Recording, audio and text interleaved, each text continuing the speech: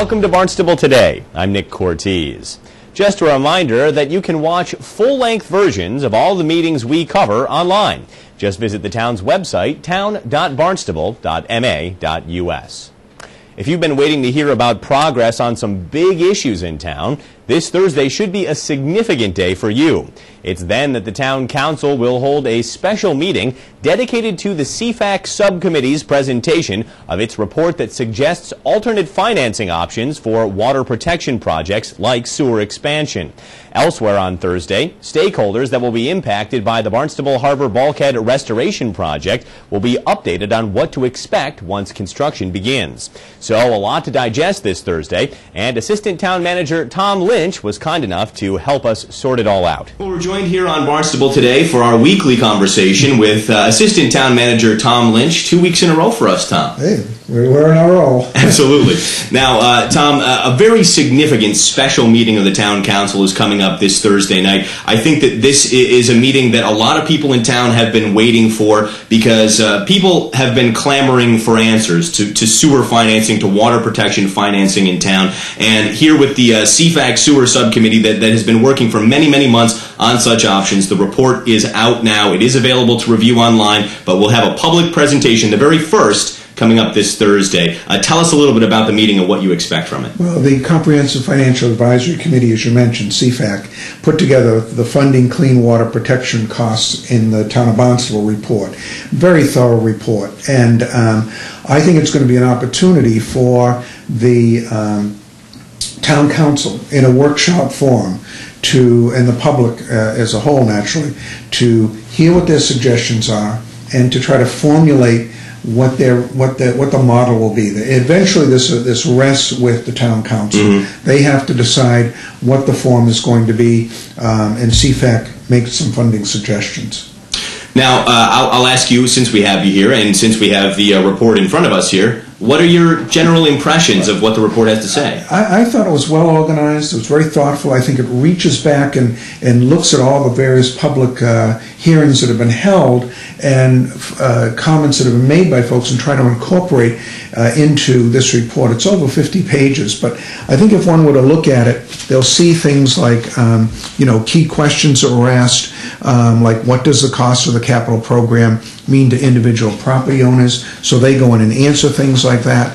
They themselves conclude various things. They'll ask, they'll talk about what the benefits analysis is of the wastewater sewering projects, and then they'll conclude. They'll say the committee concluded that the town-wide benefits to everyone significantly outweigh any possible benefits to a few property owners. Mm-hmm. So they clearly arrive at the posture that they feel this is a town-wide problem, needs a town-wide solution.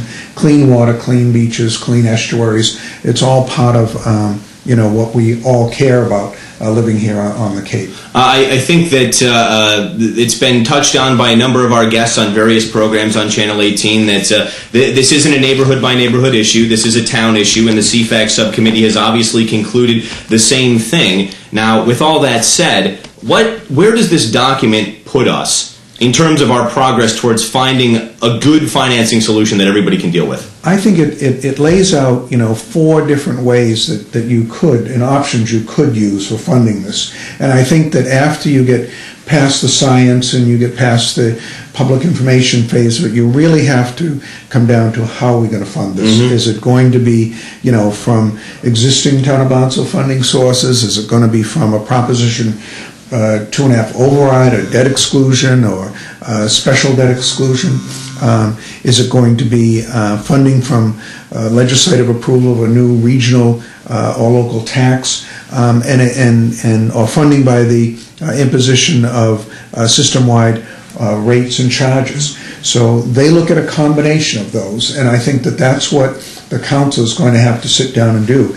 Look at what the right mix is of betterments, overrides, sewage charges, which direction I want to go, and it's not an easy task. But this clearly, gives the roadmap. I think the other thing that was there that was significant for me is that they listed a lot of assertions or comments that people would make, and they're very definitive about them. Someone might ask, something to the effect of that, you know, if it's a federal mandate, then there has to be a federal response to that, you know, that's been asserted. They say, well, that's false, you know, that's not the way.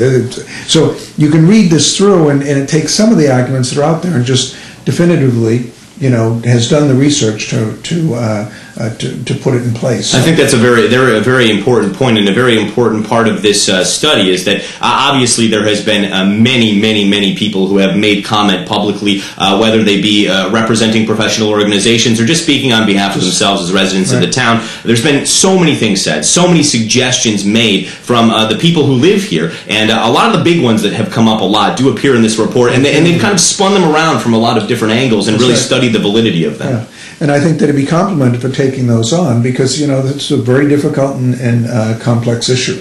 So I'm very hopeful that the council will, you know, take the presentation, work it through. The 39 slides that they have as part of their presentation. They explain what's in every single one of them. So good notes, good information. I hope the public takes advantage of that, and that it's a good meeting on Thursday night. Absolutely. And once again, the full CFAC Sewer Subcommittee report is available to view online. So if you want to do a little background research, just go to town.barnstable.ma.us and check it out for yourself in front of the Thursday meeting.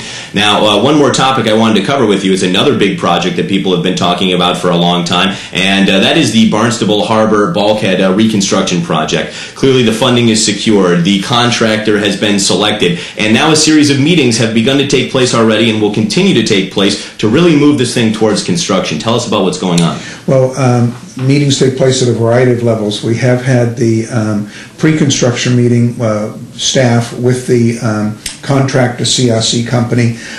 They went through everything from, you know, the date of the award, notice of proceed, contract being signed, things like whether there'll be subcontractors in there, you know, whether or not they're, how the certified payroll will be provided, all those nitty-gritty stuff that they need to put forward.